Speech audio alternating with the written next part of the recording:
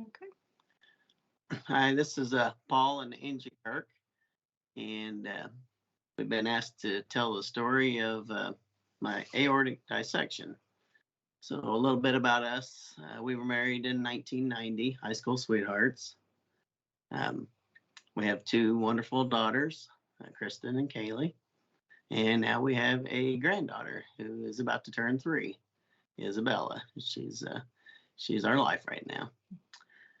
But to tell the story a little bit, I worked as a medic for Washington County Ambulance and also as a or at this time I was a molding maintenance technician in a factory, Nascode Industries in Nashville, Illinois. On January 2nd, 2015, went to work at my 7 a.m. start, and at my 9 o'clock break, I was sitting at the break room with the rest of the guys on crew and eating some ramen noodles, of all things.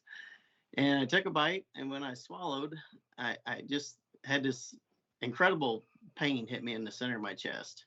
I felt like I'd been kicked by a mule. And apparently my color must have kind of faded because the other guys at the table was like, "What's wrong?" I said, "Well, not real sure," but I said, "My chest's hurting pretty bad right now." And I believe time is hard to remember exactly, but I would say within 30 seconds after that happening, it just felt like somebody ripped me in half like a piece of paper from top to bottom. And then I really about passed out. I was having a hard time getting air. It started getting very, very hot. I was sweating profusely. And they asked what they could do. I said, "Well, just get me to a door." This is January 2nd. It was a very, very cold winter. We live in Southern Illinois.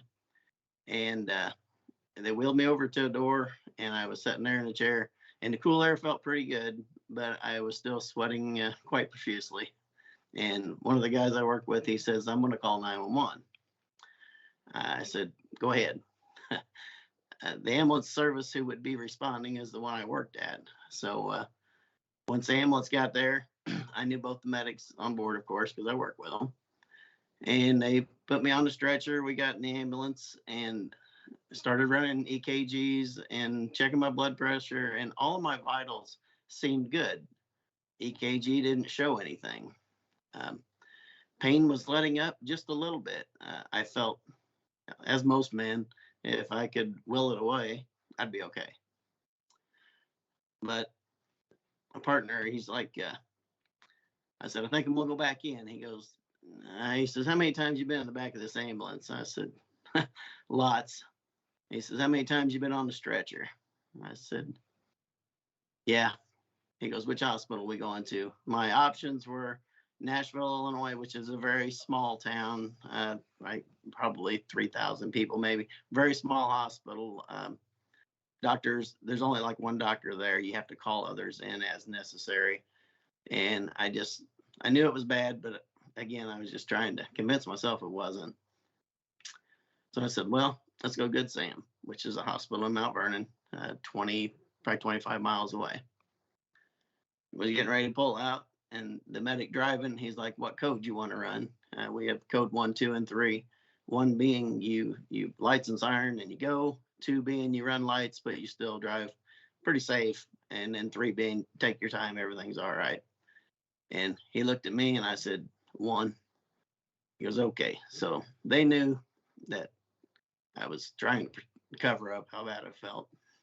But so I was a member of the ambulance service, like I said. My phone, we get tones whenever an ambulance is called. It gets toned out over everybody's phone who's on the ambulance service. So I sent the tone to my wife, and they said they were responding to Nascode for a 44-year-old male, possible heart attack. And I said, the only thing I typed was they're coming for me. And I don't know when I spoke to you again after that. Was it in the ambulance? Mm-hmm.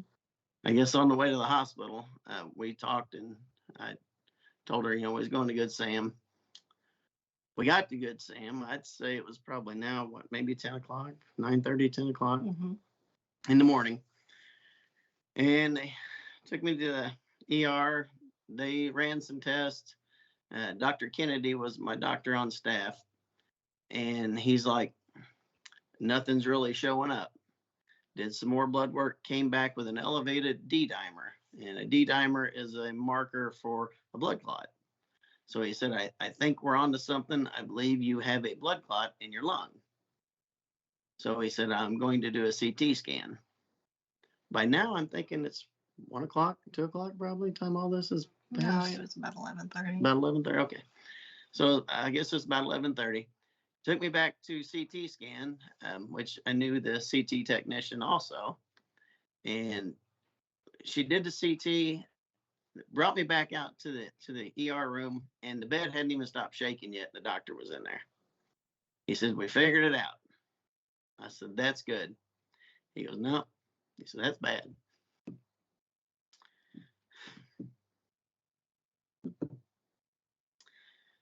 He said, you're the most critical person in the hospital. He said, we need you on the operating table immediately. You have an aortic dissection.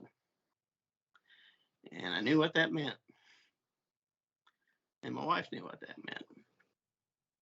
And he's like, I've called the surgeon here and the surgeon on staff. They had just put somebody under for a surgery, and you cannot stop at that point. They have to finish the surgery. She said it's going to be a couple hours before they could see, get me in. So he said, you want to go to St. Louis or Springfield? Springfield's about a 2-hour drive. St. Louis, about an hour drive. I said, well, let's do Springfield.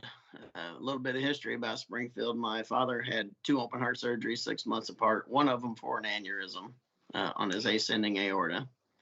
And my brother had also had open heart surgery at 38 or so years old for a aneurysm also. So I felt comfortable with Springfield. We have family that live in Springfield. So he came back in I'd say 5 minutes and said, helicopters aren't flying because of weather. He says, pick a hospital in St. Louis. I said, well, let's do St. Louis University. He said, all right. He says, what ambulance service you want to take you over there? The local ambulance service being Lytton Ambulance, the one I worked at being Washington County. I said, no, Washington County. So he came back in a couple minutes later. He said, they're 20 minutes away. I said, yeah. He says, you don't have 20 minutes. Lytton's is here. They're taking you now. I'm like, okay. So we leave for St. Louis. I'm assuming 3:30, 4 o'clock, probably. Was it that late? Probably. Yeah, because you met Rod at Woodlawn. So it was probably around 3. Like I said, time is hard for me to keep straight that day. I just know that it happened exactly 9:05. But after that, everything's a little bit sketchy. So we arrive at St. Louis, and the ambulance is to take me directly to the operating room. And I've worked this ambulance service also, and I was in the medical field about 18 years. Never have we ever taken a patient directly to the operating room. So we get over there, we wheel into the ER, and they're like, he's the one that's going to the operating room. They're like, yeah. So they're like, just follow this hallway and go here. Everybody had to put their hairnets on, and we take off through the hospital. We don't really know exactly where we're going at this point because, like I said, we've never really taken anybody directly to the operating room. So we finally find where we're going. They wheel me in, and there's a gentleman over there buffing the floor, and I'm like, where are we? I mean, it just seemed like it was just a dream at that point. And a few minutes later, the surgeon came out, and she goes, okay. She goes, I'm glad you're here. Do you have family coming? I said, yes, and they may already be here. I don't know. I didn't know exactly when everybody left where. And it seemed like just a couple minutes later, my family came in. And Dr. Huey was my surgeon, and she told them, she said, we're going to take good care of them. We're going to do all we can. And I felt I just felt good. I felt like everything was going to be all right. And everybody was telling me goodbye. And my oldest daughter broke down. And she said, She said, Dad, you can't go anywhere. You got to walk me down the aisle. I said, I plan on it. That was about 6 o'clock. The next time I had any knowledge of time, it was the next day. I'd say maybe 6 or 7 in the morning. And I came to in the ICU, still intubated. I look over and see my wife and my youngest daughter in the room with me. And I had this terrible feeling of acid reflux, even though I was intubated. And I was trying to signal as best I can, is, you can't talk when you're intubated. So I was trying to let my wife know that I had acid reflux brewing, because it was burning. And she got me something to write on, and I wrote acid reflux, but not very well. Nobody could read it. So maybe later that evening, respiratory come in. They were going to try and extubate me. So she was doing a test to make sure my airway had not swollen. I had a reaction they believe, to the penicillin or the onset they gave me at surgery. One of the two caused me a major rash from head to toe, and unknown if it had affected my airway because I was intubated. So she deflated the cuff and was doing whatever she was going to do. And when she did, here come the acid. I projectile vomited around the tube and shot straight up in bed 6 hours after open heart surgery. And my youngest was in there, and it was too much for her to take. So I thought, this is it. Made the surgery, and here I am going to aspirate in the ICU. So fortunately, the girl said, I'm pretty sure I inflated the cuff back before he had a chance to aspirate. But they brought in some specialists and ran some cameras down the tube and looked everything over. And fortunately, yes, I had not aspirated, and it was just a mild setback. But this would have been Saturday. This was Saturday. I feel like it was Sunday or Monday. They came in and said, we're ready to stand you up and walk. Was that Sunday or Sunday? Monday? So it was Sunday. This is like a day after my surgery. I'm like, all right, this is what we do. This is what we do. I knew I didn't want pneumonia. So I stood up at the side of the bed, and she's like, you want to go for a walk? I said, sure. So we go out, start walking a little bit just to the door. And she's like, you want to go further? I'm like, sure. So we turn and start walking. She goes, how far you want to go? I said, well, however far you want to go. She goes, no, how about we turn around here? This is the first time you've been standing since this surgery. So we turned around, went back. And after that, it seemed like everything just started happening quickly. The next day I was in a regular room. Surgery was on Friday night, Saturday morning. The following Friday, 7 days, I was ready to come home. Mm-hmm. The hospital staff was amazing. I praise God, I did not have any significant setbacks. There was a time I had some vision issues. They were concerned about a possible stroke, which is unfortunately fairly common occurrence when you have this surgery. It's an entirely possible event to happen. So they did some checks on that, and they didn't feel it was, they felt it was something else. Optometrists come in and agreed that they didn't feel it was a stroke. So, here we are Friday, ready to come home.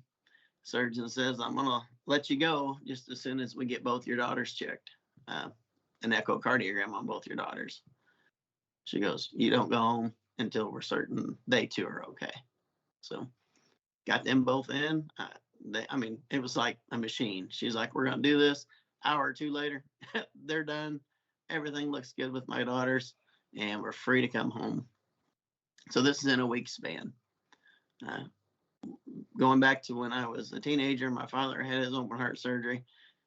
I believe he was in the hospital 3 weeks. I'm pretty sure he was in ICU at least a week, and then in the hospital 2 more weeks. And then it was like another 8 weeks before you could really do anything.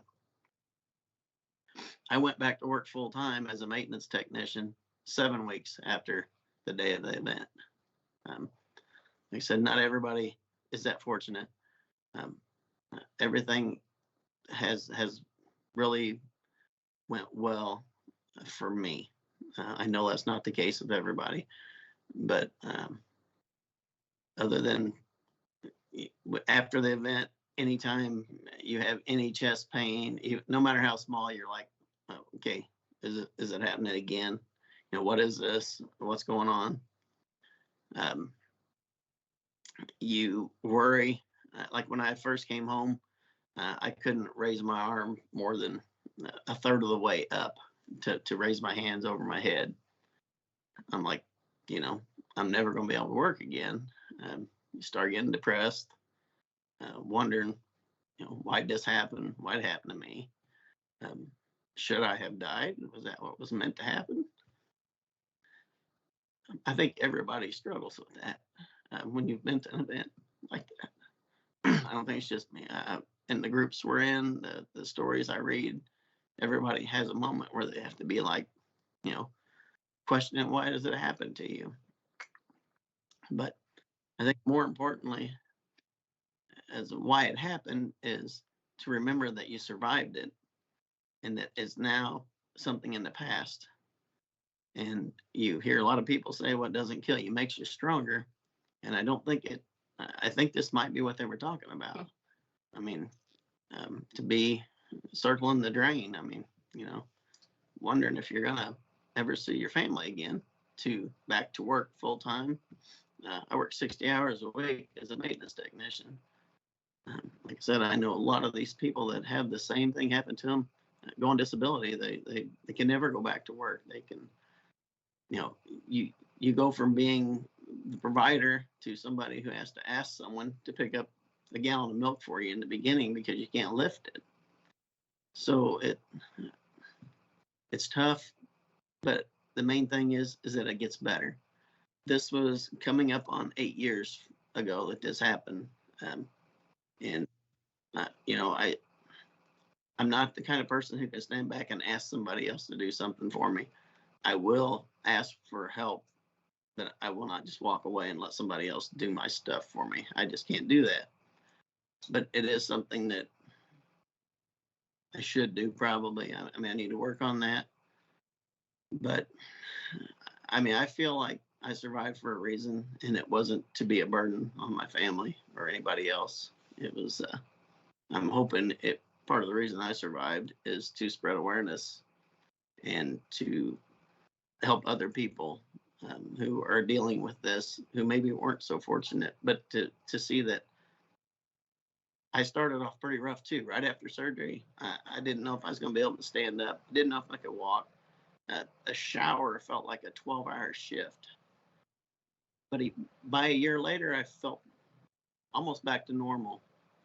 You know, there are people say, "No, you're new normal," and new normal is kind of a weird term because, you know, what is normal for anybody anyway? Everybody has a different version of normal. But there is a lot of ups and downs. There is a lot of worries. Some of them probably a little driven by emotion, and some by true concern. Um, Here, like I said, I'm going on 8 years. I still have chest pain. Still have dizziness at times. One of the things that they do for survivors is they keep our blood pressure really low. Blood pressure being a cause, or believed to be a cause, of some people dissecting or developing an aneurysm. And so they keep ours very low, and very low blood pressure equates to very low energy. And if I sit down in a chair to watch something, there's a pretty good chance I'm going to take a nap. But I'll take that over a permanent nap any day. But to this day, I mean, another thing that was hard was turning my wife into a person who had to take care of everything for a while when I was first out of the hospital. And she's amazing. And she did it. And my kids helped, and everybody stepped up and helped. And it was you don't realize how many friends you have until something like it happens.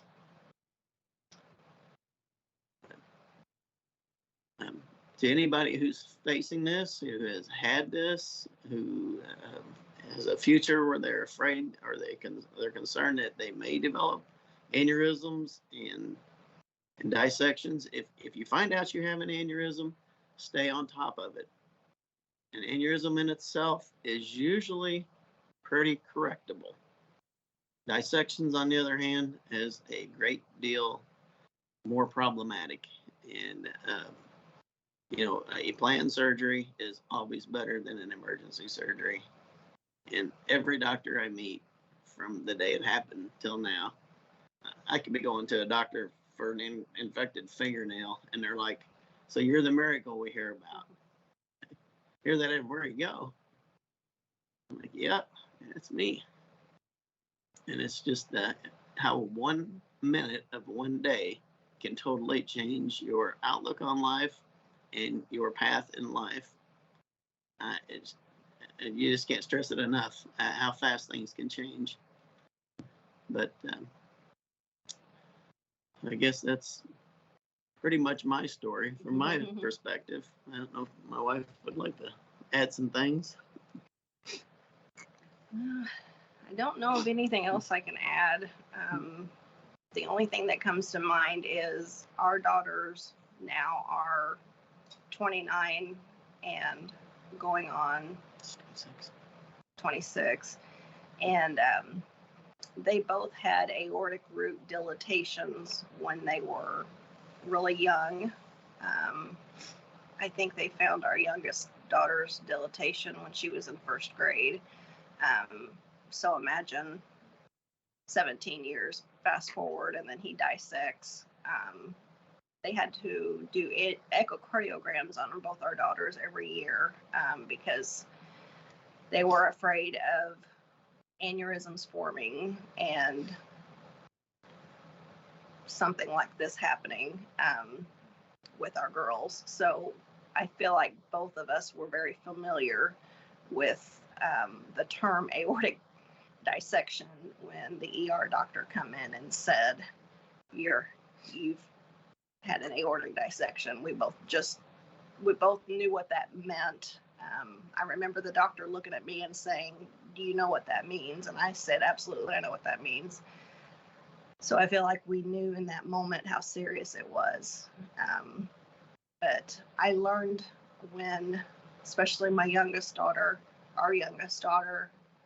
when we found all that out with her, the only advice I can give you is to be a firm advocate. I had to learn to be a pretty firm advocate for my daughter, both of them, but especially our youngest one, at a very early age with doctors. And we are still advocating today with Paul's health condition. We've already had to switch doctors once because something just wasn't sitting right with me. It wasn't sitting right with him. So I feel like God has led us to where we are meant to be today as far as his medical team is. So the only advice I have is to really follow your gut instinct. And if something isn't feeling right to you with your medical care, or if you're in the ER and they're telling you they can't figure out why you're having such severe chest pain, follow your gut and definitely get answers for that. But that's all I can think of, is just being an advocate is something that I firmly tell people they need to do, because the doctors and the healthcare system are overwhelmed and they're bogged down and they're trying to push you out. So you really have to take charge of yourself and your medical care. So we thank you for listening to our story. Definitely. Paul has another aneurysm right now that we're currently watching. They're going to do surgery at 5'5", and it's at 5'4". So we're probably going to be walking down this road with open heart surgery again pretty near future. God willing, it won't happen, but odds are likely that it's probably going to happen. So we'll just put one foot in front of the other and take these challenges as they come. And that's all we can do. And just do one day at a time. Exactly. But we thank everybody for listening to our story Definitely. and sending our love to all of you.